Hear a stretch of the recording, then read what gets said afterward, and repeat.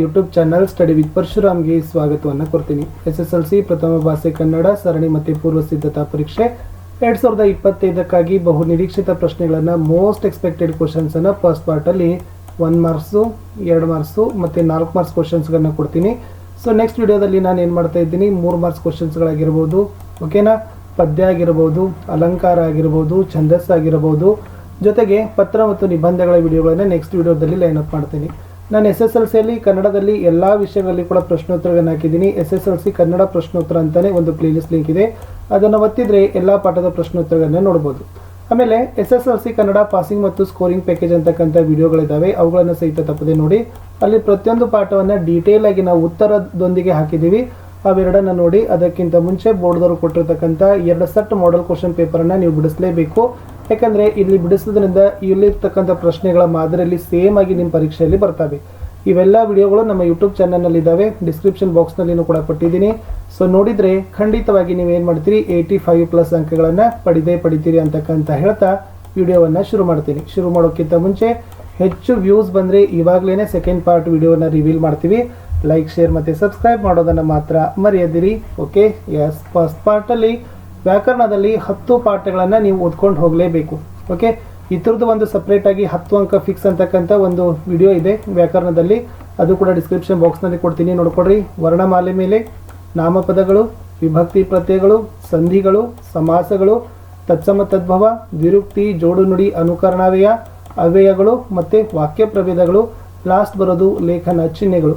ಇಷ್ಟು 10ರಲ್ಲಿ 8 ಅಥವಾ 9 ಆದರೂ ಕೂಡ ಬರ್ತದೆ. ಇನ್ ಕೇಸ್ ಯಾವುದಾದ್ರೂ ಪದಗಳ ಅರ್ಥ ಗ್ರಾಂಥಿಕ ರೂಪ, ಆಮೇಲೆ ಅವು ಎರಡಾದರೂ ಏನಾಗಬಹುದು, ಬೇರೆ ಬರಬಹುದು. ಬಟ್ ಆದರೂ ಕೂಡ 8, 9 ಗ್ರಾಮರ್ ಪಾಯಿಂಟ್ ಕಂಪಲ್ಸರಿ ಬರ್ತದೆ. ನನ್ನ ಗ್ರಾಮರ್ ಕನ್ನಡ ವ್ಯಾಕರಣ 10 ಅಂಕ ಪ್ಲಸ್ ಫಿಕ್ಸ್ ಅಂತಕ್ಕಂಥದ್ದು ಒಂದು ವಿಡಿಯೋ ಇದೆ, ಅದನ್ನು ನೋಡಿ ಟ್ಯಾಗನ್ನು ಮಾಡಿದ್ದೀನಿ. ಸೊ ಡೀಟೇಲ್ ಆಗಿರ್ತಕ್ಕಂಥ ಅಷ್ಟು ಪ್ರಶ್ನೆಗಳಿಗೆ ಉತ್ತರಗಳನ್ನು ನಿಮಗೆ ಸಿಗ್ತವೆ. ಓಕೆನಾ, ಇನ್ನು ಮುಂದೆ ಹೋಗೋಣ. ಎಸ್, ಗದ್ಯ ಭಾಗದಿಂದ ಬರ್ತಕ್ಕಂಥ 1 ಅಂಕದ ಪ್ರಶ್ನೆಗಳು ನಾನು ಮಿಡಲ್ ಕ್ವಶನ್ಗಳನ್ನು ಸಹಿತ ಕೊಟ್ಟಿದ್ದೀನಿ, ಚೆನ್ನಾಗಿ ಪ್ರಿಪೇರ್ ಮಾಡಿ. ಸೊ ಉತ್ತರಗಳನ್ನು ಆಲ್ರೆಡಿ ನಾನು ಪೋಸ್ಟ್ ಮಾಡಿದ್ದೀನಿ. ಒಂದ್ಸರಿ ಪ್ರಶ್ನೆಗಳನ್ನೇ ಇವತ್ತು ನೋಡ್ತಾ ಹೋಗೋಣ. ಎಣ್ಣೆ ತುಪ್ಪದ ಮಿಶ್ರಣ ಬೇಡವೆಂದು ಹೇಳಿದವರು ಯಾರು? ಭಾಷೆ ಯಾವುದಕ್ಕೆ ಸಾಧನವಾಗಿದೆ? ಕನ್ನಡಕ್ಕೆ ಪರ್ಷಿಯನ್ ಭಾಷೆ ಶಬ್ದಗಳು ಯಾವಾಗ ಬಂದವು? ಪ್ರಾಣಿಗಳು ತಮ್ಮ ಮಕ್ಕಳಿಗೆ ಯಾವ ವಿಚಾರವಾಗಿ ತರಬೇತನ್ನು ಕೊಡುತ್ತವೆ? ಕನ್ನಡ ಭಾಷೆ ಬಗ್ಗೆ ಕವಿ ಮಹಾಲಿಂಗರಂಗ ಏನೆಂದು ಹೇಳಿದ್ದಾನೆ? ಗ್ರಾಂಥಿಕ ಭಾಷೆ ಎಂದರೇನು? ಭಗವದ್ಗೀತೆಯನ್ನು ರಚಿಸಿದವರು ಯಾರು? ಶಾನುಭೋಗರ ಬ್ರಹ್ಮಾಸ್ತ್ರ ಯಾವುದು? ಹುಲಿಗೆ ಪರಮಾನಂದವಾಗಲು ಕಾರಣವೇನು? ಶಾನುಭೋಗರನ್ನ ಮೂರ್ಛೆಯಿಂದ ಎಚ್ಚರಿಸಿದವರು ಯಾರು? ಶಾನುಭೋಗರಿಗೆ ತಲೆ ಸುತ್ತಲು ಕಾರಣವೇನು? ಶಾನುಭೋಗರ ರಾಜಭಕ್ತಿಯ ಲಾಂಛನ ಯಾವುದಾಗಿತ್ತು? ಇದಕ್ಕೆ ಉತ್ತರ ಗೊತ್ತಿದ್ರೆ ಕಮೆಂಟಲ್ಲಿ ಸಹಿತ ಕೊಡಬಹುದು, ಡೋಂಟ್ ವರಿ. ನಲ್ವಡಿ ಕೃಷ್ಣರಾಜ ಒಡೆಯರು ಯಾವುದಕ್ಕಾಗಿ ಕಂಕಣಬದ್ಧರಾದರು? ಬ್ರಿಟಿಷ್ ಸರ್ಕಾರ ವಿಶ್ವೇಶ್ವರಯ್ಯವರಿಗೆ ಯಾವ ಪದವಿಯನ್ನು ನೀಡಿ ಗೌರವಿಸಿತು? ವಿಶ್ವೇಶ್ವರಯ್ಯವರ ಹುಟ್ಟುಹಬ್ಬದ ನೆನಪಿಗಾಗಿ ಯಾವ ದಿನಾಚರಣೆಯನ್ನು ಮಾಡಲಾಗುತ್ತದೆ? ಕನ್ನಂಬಾಡಿ ಆಣೆಕಟ್ಟನ್ನು ಯಾವ ನದಿಗೆ ಅಡ್ಡಲಾಗಿ ಕಟ್ಟಲಾಗಿದೆ? ವಿಶ್ವೇಶ್ವರಯ್ಯ ಅವರ ಪೂರ್ವಜರು ಎಲ್ಲಿಯವರು? ಏಷ್ಯಾ ಖಂಡದಲ್ಲಿಯೇ ಮೊದಲು ಪ್ರಾರಂಭಿಸಿದ ಜಲವಿದ್ಯುತ್ ಯೋಜನೆ ಯಾವುದು? ಕೈಗಾರೀಕರಣ ಇಲ್ಲವೇ ಅವನತಿ ಎಂಬ ಘೋಷಣೆ ಮಾಡಿದವರು ಯಾರು? ಮನೆ ಮಂಚಮ್ಮ ಯಾರು? ಮನೆ ಮಂಚಮ್ಮನ ಕತೆ ಹೇಳಿದ ಕವಿ ಯಾರು? ಅಶೋಕ್ ಪೈ ಅವರ ವೃತ್ತಿ ಯಾವುದು? ನಮ್ಮೊಳಗೆ ಯಾವುದನ್ನು ಎಚ್ಚರಿಸಿಕೊಳ್ಳಬೇಕಾಗಿದೆ? ವಚನಕಾರರಿಗೆ ಯಾವುದು ದೇವರಾಗಿತ್ತು? ಇಂದಲ್ಲ ನಾಳೆ ಫಲ ಕೊಡುವ ಅಂಶಗಳು ಯಾವುವು? ಗಡಿ ಪ್ರದೇಶದಲ್ಲಿ ಬ್ಲಾಕ್ಔಟ್ ನಿಯಮವನ್ನು ಏತಕ್ಕಾಗಿ ಪಾಲಿಸಲಾಗುತ್ತದೆ? ರಾಹಿಲ ಯಾರು? ರಾಹಿಲನು ಹೆಂಗಸಿಗೆ ಏನೆಂದು ಅಂಗಲಾಚಿಸಿದನು? ರಾಹಿಲನು ತುರ್ತು ಪರಿಸ್ಥಿತಿಗೆ ನಿರ್ವಹಣೆಗೆ ಭದ್ರವಾಗಿ ಹಿಡಿದುಕೊಂಡಿದ್ದೇನು ಅಂತಕ್ಕದ್ದನ್ನು ಪ್ರಶ್ನೆ ಇದೆ. ಮುದುಕಿ ತನ್ನ ಮಗ ಎಲ್ಲಿಗೆ ಹೋಗಿದ್ದಾನೆಂದು ರಾಹಿಲನಿಗೆ ತಿಳಿಸಿದಳು. ರಾಹಿಲನು ಮುದುಕಿಯ ಎದುರಿಗೆ ನುಡಿದ ಗಂಭೀರವಾದ ಮಾತು ಯಾವುದು? ಶ್ರೀರಾಮನ ತಂದೆಯ ಹೆಸರೇನು? ಮತಂಗಾಶ್ರಮದಲ್ಲಿ ವಾಸವಿದ್ದ ತಪಸ್ವಿನಿ ಯಾರು? ಶ್ರೀರಾಮನಿಗೆ ಸಮರ್ಪಿಸಲು ಶಬರಿ ಏನನ್ನ ಸಂಗ್ರಹಿಸಿದ್ದಳು? ರಾಮ ಲಕ್ಷ್ಮಣರಿಗೆ ಮತಂಗಾಶ್ರಮಕ್ಕೆ ಹೋಗಲು ಸೂಚಿಸಿದವರು ಯಾರು? ಭೂಮಿ ಜಾತೆ ಎಂದರೆ ಯಾರು? Most important. ಶಬರಿ ಯಾರಿಗಾಗಿ ಕಾದಿದ್ದಳು? ವೆಸ್ಟ್ ಮಿನ್ಸ್ಟರ್ ಅಬೆ ಯಾರ ಸ್ಮಾರಕವಾಗಿದೆ? ಆಂಗ್ಲ ಸಾಮ್ರಾಜ್ಯದ ವೈಭವ ಕಂಡುಬರುವ ಓಣಿ ಯಾವುದು? ನೆಲ್ಸನ್ ರವರ ಮೂರ್ತಿ ಇರುವ ಸ್ಥಳದ ಹೆಸರೇನು? ಲಂಡನ್ ನಗರದಲ್ಲಿ ಇಂಡಿಯಾ ಆಫೀಸು ಯಾವ ಓಣಿಯಲ್ಲಿದೆ? ಟ್ರಾಮ್ ಗಾಡಿಗಳು ಹೇಗೆ ಹೋಗುತ್ತವೆ? ಇಂದಿಗೂ ಕಬ್ಬಿಣದ ಸ್ಫೂರ್ತಿಯ ತವರು ಮನೆಯಾಗಿರುವುದು ಯಾವುದು? ಕೌಸಂಬಿಯ ಅರಸ ಯಾರು? ಇನ್ನು ಕಾಶ್ಯಪಿ ವಿದ್ಯಾಭ್ಯಾಸಕ್ಕಾಗಿ ತನ್ನ ಮಕ್ಕಳನ್ನು ಯಾರ ಬಳಿಗೆ ಕಳಿಸ್ತಾಳೆ? ಪಂಡಿತರಾದ ಅಗ್ನಿಭೂತಿ ವಾಯುಭೂತಿ ಅವರಿಗೆ ದೊರೆತ ಪದವಿ ಯಾವುದು? ಸೋಮಶರ್ಮ ಕಾಶ್ಯಪಿಯರ ಮಕ್ಕಳ ಹೆಸರೇನು? ಇನ್ನು ಸುಬಲ ಅರಸನ ಮಂತ್ರಿ ಯಾರು ಅಂತಕ್ಕದ್ದನ್ನು ಕೇಳಿದರು. ಪದ್ಯಭಾಗದಲ್ಲಿ ಬರ್ತಕ್ಕಂಥ ಒಂದಂಕದ ಪ್ರಶ್ನೆಗಳು: ಕಾಡು ಮೇಡುಗಳ ಸ್ಥಿತಿ ಹೇಗಿದೆ? ನದಿ ಜಲಗಳು ಏನಾಗಿವೆ? ಯಾವ ಎಚ್ಚರದಳು ಬದುಕಬೇಕಿದೆ? ಹಕ್ಕಿಯ ಗರಿಯಲ್ಲಿ ಯಾವ ಯಾವ ಬಣ್ಣಗಳಿವೆ? ಹಕ್ಕಿಯ ಕಣ್ಣುಗಳು ಯಾವುವು? ಹಕ್ಕಿ ಯಾವುದರ ಸಂಕೇತವಾಗಿದೆ? ಹಕ್ಕಿಯ ಚುಂಚಗಳು ಎಲ್ಲಿಯವರೆಗೆ ಚಾಚಿವೆ? ಶ್ರೀಕೃಷ್ಣನು ಕರ್ಣನನ್ನ ರಥದಲ್ಲಿ ಹೇಗೆ ಕೂರಿಸಿಕೊಂಡನು? ಅಶ್ವಿನಿ ದೇವತೆಗಳ ವರಬಲದಿಂದ ಜನಿಸಿದವರು ಯಾರು? ನಾರನಪ್ಪನಿಗೆ ಕುಮಾರವ್ಯಾಸನೆಂಬ ಹೆಸರು ಏಕೆ ಬಂತು? ದಿನಪಸುತ ಎಂದರೆ ಯಾರು? ಅಂತಕಾತ್ಮಜ ಎಂದರೆ ಯಾರು? ಇವೆರಡರಲ್ಲಿ ಒಂದಂತನೂ ಕೂಡ ಫಿಕ್ಸ್ ಆಗಿ ಕ್ವಶನ್ಸು ಬಂದೇ ಬರ್ತಕ್ಕಂಥದ್ದು. ಛಲವನ್ನೇ ಮೆರೆಯುವುದಾಗಿ ನಿರ್ಧರಿಸಿದವರು ಯಾರು? ಯಾರಿಬ್ಬರನ್ನ ಕೊಂದ ಬಳಿಕ ಸಂಧಿ ಮಾಡಿಕೊಳ್ಳುವುದಾಗಿ ದುರ್ಯೋಧನ ಹೇಳ್ತಾನೆ. ಅಶ್ವಯುಜ ಭತ್ತದ ಗದ್ದೆಯ ಬಣ್ಣ ಯಾವ ಹಸುರಿನಂತಿದೆ? ಕವಿ ನೋಡಿದ ಅಡಕೆಯ ತೋಟ ಎಲ್ಲಿದೆ? ಹಸುರು ಎಂಬುದು ಯಾವುದನ್ನು ಕಂಡು ಪ್ರೇರಿತವಾದ ಕವನವಾಗಿದೆ? ಕುಂಪನಿ ಸರ್ಕಾರ ಹೊರಡಿಸಿದ ಆದೇಶ ಏನು? ಹಲಗಲಿ ಗ್ರಾಮ ಎಲ್ಲಿದೆ? ನೆಕ್ಸ್ಟ್, ಯಾವ ಘಟನೆ ಹಲಗಲಿ ಲಾವನಿಗೆ ಕಾರಣವಾಗಿದೆ? ಯಜ್ಞಾಂಶವನ್ನು ಕಟ್ಟಿದವರು ಯಾರು? ಕುದುರೆಯನ್ನ ಲವನು ಯಾವುದರಿಂದ ಕಟ್ಟಿದ್ದನು? ಮುನಿಸುತ್ತರು ಹೆದರಲು ಕಾರಣವೇನು? ದ್ರೋಣನು ಪರಶುರಾಮರಲ್ಲಿಗೆ ಏಕೆ ಬಂದನು? ಪರಶುರಾಮನು ದ್ರೋಣನಿಗೆ ಕೊಟ್ಟ ಪ್ರಧಾನ ಅಸ್ತ್ರಗಳು ಯಾವುವು? ದ್ರೋಣನು ಯಾರೊಡನೆ ಪರಶುರಾಮನ ಬಳಿಗೆ ಬಂದನು ಅಂತಕ್ಕಂಥದ್ದು ಇತ್ತು. ಇಷ್ಟು ನೋಡಿದರೆ ಒಂದು ಮಾರ್ಕ್ಸಲ್ಲಿ ಬರ್ತಕ್ಕಂಥ ಆಲ್ಮೋಸ್ಟ್ ಗದ್ಯ ಪದ್ಯದಲ್ಲಿ ನೀವು ಕ್ವಶನ್ ಆಗಿ ಆನ್ಸರ್ಸನ್ನು ನೋಡ್ತೀರಿ. ಒಂದೆರಡು ಯಾವುದಾದ್ರೂ ಕೂಡ ಬಾಟದ ಮಧ್ಯದಲ್ಲಿಂದ ಬರಬಹುದು. ಇನ್ನು 2 ಮಾರ್ಕ್ಸಲ್ಲಿ ಗದ್ಯ ಭಾಗದಿಂದ ಬರ್ತಕ್ಕಂಥ ಮೋಸ್ಟ್ ಇಂಪಾರ್ಟೆಂಟ್ ಪ್ರಶ್ನೆ: ವ್ಯಾವಹಾರಿಕ ಮತ್ತು ಗ್ರಾಂಥಿಕ ಭಾಷೆಯ ಲಕ್ಷಣಗಳೇನು? ಕನ್ನಡ ಭಾಷೆ ಹದಗೊಂಡದ್ದು ಹೇಗೆ? ಆಂಗ್ಲ ಭಾಷೆ ವಿಶ್ವವ್ಯಾಪಿಯಾಗಲು ಕಾರಣ ಏನು? ಇನ್ನು ಮದಲಿಂಗನ ಕಣಿವೆಯಲ್ಲಿ ಬರುವಾಗ ಶಾನುಭೋಗರು ಏನೆಂದು ಯೋಚಿಸಿದ್ರು?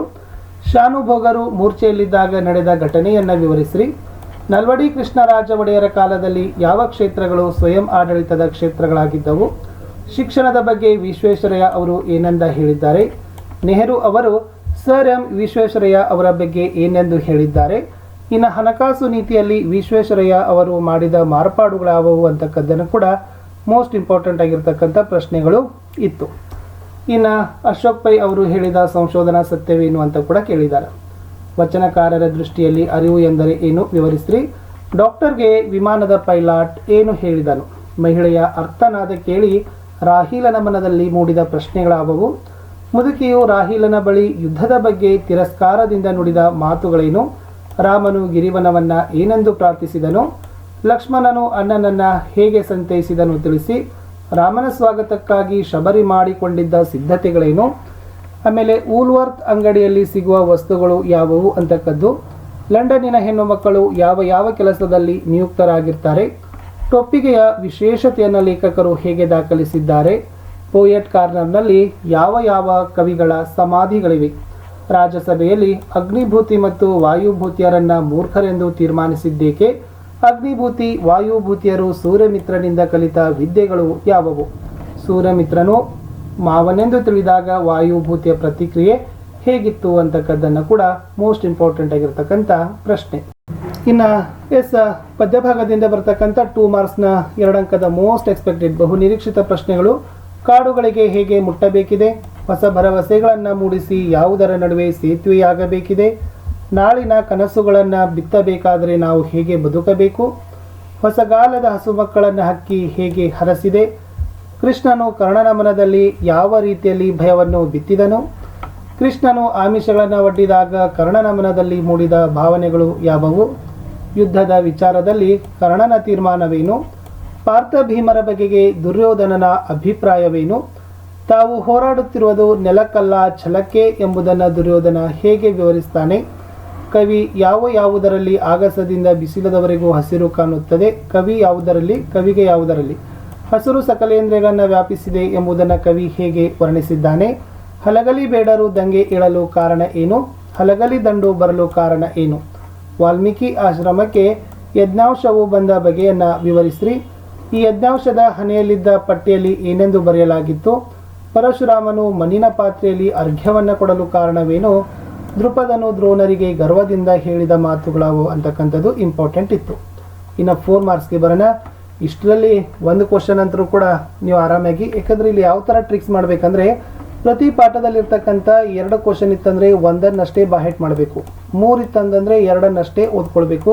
ಇದು ಟ್ರಿಕ್ಸನ್ನು ನೀವು ಫಾಲೋ ಮಾಡಿದರೆ ನಿಮ್ದು ಎನರ್ಜಿನೂ ಕಡಿಮೆ ಆಗ್ತದೆ, ಚೆನ್ನಾಗಿ ಉತ್ತರಗಳನ್ನು ಸಹಿತ ಕಂಠಪಾಠ ಆಗ್ತವೆ. ಸೊ ಆ ಕಾರಣಕ್ಕಾಗಿ ನಾನು ಏನು ಮಾಡಿದ್ದೀನಿ, ಈಸಿ ಆಗಿರ್ತಕ್ಕಂಥ ಸಿಂಪಲ್ ಕ್ವಶನ್ಗಳನ್ನು ಕೊಟ್ಟಿದ್ದೀನಿ. ಇಷ್ಟು ಬಿಟ್ಟರೆ ಬೇರೆ ಬರೋದೇ ಇಲ್ಲ. ನೋಡಿ, ಭಾಷೆ ಸತ್ವಪೂರ್ಣವಾಗಿ ವಿಕಾಸಗೊಳ್ಳೋದು ಯಾವಾಗ? ಮೂರ್ತಿರಾಯರ ದೃಷ್ಟಿಯಲ್ಲಿ ಹುಲಿ ಬೇಟೆಯಾಡುವ ಬಗೆಯನ್ನು ವಿವರಿಸ್ರಿ. ವಿಶ್ವೇಶ್ವರಯ್ಯ ಅವರು ಮೈಸೂರು ದಿವಾನರಾಗಿ ಸಲ್ಲಿಸಿದ ಸೇವೆ ಕುರಿತು ಬರೀರಿ. ಶಿಕ್ಷಣ ಕ್ಷೇತ್ರಕ್ಕೆ ವಿಶ್ವೇಶ್ವರಯ್ಯ ಅವರು ಸಲ್ಲಿಸಿದ ಕೊಡುಗೆಯನ್ನು ತಿಳಿಸಿ. ಮುದುಕಿಯು ತನ್ನ ಮಗನು ಯುದ್ಧಕ್ಕೆ ಹೋದ ಸಂದರ್ಭವನ್ನು ಹೇಗೆ ವಿವರಿಸಿದಳು? ರಾಹಿಲನು ಮುದುಕಿಯ ಕುಟುಂಬಕ್ಕೂ ಮುದುಕಿಯು ರಾಹಿಲನಿಗೂ ಮಾಡಿದ ಸಹಾಯವನ್ನು ವಿವರಿಸ್ರಿ. ಶಬರಿಯ ಸಡಗರ ಸಂತೋಷ ಮೇಳದವರ ಹಾಡಿನಲ್ಲಿ ಹೇಗೆ ವರ್ಣಿತವಾಗಿದೆ? ನಂಬಿ ಕೆಟ್ಟವರಿಲ್ಲ ಎಂಬ ಮಾತು ಶಬರಿಯ ಪಾಲಿಗೆ ಹೇಗೆ ನಿಜವಾಗಿದೆ? ವೆಸ್ಟ್ ಮಿನ್ಸ್ಟರ್ ಅಬೆ ಪ್ರಾರ್ಥನಾ ಮಂದಿರ ಒಂದು ವಿಶೇಷ ಸ್ಮಾರಕ, ವಿವರಿಸ್ರಿ. ಸಪ್ತ ವ್ಯಸನಿಗಳಾಗಿದ್ದ ಅಗ್ನಿಭೂತಿ ವಾಯುಭೂತಿಯರು ಪಂಡಿತರಾದದ್ದು ಹೇಗೆ ಅನ್ನೋದನ್ನು ಕೇಳಿದರೆ ಒಂದು ಕ್ವಶನ್ ಅಂತೂ ಆರಾಮಾಗಿ ಬಂದೇ ಬರ್ತದೆ, 4 ಅಂಕ ಫಿಕ್ಸ್ ಆಗಿ ತಗೊಳ್ತೀರಿ. ಪದ್ಯ ಭಾಗಕ್ಕೆ ಬರೋಣ. ಪದ್ಯದಲ್ಲಿ ಬರ್ತಕ್ಕಂಥದ್ದು, ನಾವು ಯಾವ ಸಂಕಲ್ಪ ಕೈಗೊಳ್ಳಬೇಕೆಂದು ಕವಿ GS ಶಿವರುದ್ರಪ್ಪನವರ ಆಶಯವಾಗಿದೆ. ಕರ್ಣನಿಗೆ ಶ್ರೀಕೃಷ್ಣ ಒಡ್ಡಿದ ಆಮಿಷಗಳೇನು? ಪಾಂಡವರ ಸೋದರರು ಎಂದು ತಿಳಿದಾಗ ಕರ್ಣನ ಮನಸ್ಥಿತಿಯನ್ನು ತಿಳಿಸ್ರಿ. ಭೀಷ್ಮ ಮತ್ತು ದುರ್ಯೋಧನರ ನಡುವಿನ ಸಂಭಾಷಣೆಯ ಸ್ವಾರಸ್ಯವನ್ನು ಬರೀರಿ. ಹಸಿರುದು ಕವನದ ರೀತ್ಯ ಎಲ್ಲೆಲ್ಲಿ ಹಸಿರು ವ್ಯಾಪಿಸಿದೆ ಎಂಬುದನ್ನು ವಿವರಿಸ್ರಿ. ಹಲಗಲಿಗೆ ದಂಗೆಗೆ ಕಾರಣವೇನು? ಸರ್ಕಾರ ಅದನ್ನು ಹೇಗೆ ನಿಯಂತ್ರಿಸಿತು? ಲವನು ಯಜ್ಞಾಂಶವನ್ನು ಕಟ್ಟಲು ಕಾರಣವೇನು? ಲಾಸ್ಟ್ ಕ್ವಶನ್, ದೃಪದನಿಗೂ ಮತ್ತು ದ್ರೋಣನಿಗೂ ನಡೆದ ಸಂಭಾಷಣೆಯನ್ನು ಸಂಕ್ಷಿಪ್ತವಾಗಿ ವಿವರಿಸ್ರಿ. ಇಷ್ಟು ನಾನು ಏನು ಮಾಡಿದ್ದೀನಿ, ಗದ್ಯ ಭಾಗದಿಂದ ಮತ್ತು ಪದ್ಯ ಭಾಗದಿಂದ ಬರ್ತಕ್ಕಂಥ 1 to 4 ಮಾರ್ಕ್ಸ್ಗಳನ್ನು ಆರಾಮಾಗಿ ಕೊಟ್ಟಿದ್ದೀನಿ. ಸೊ ನೆಕ್ಸ್ಟ್ ಭಾಗದಲ್ಲಿ 3 ಅಂಕ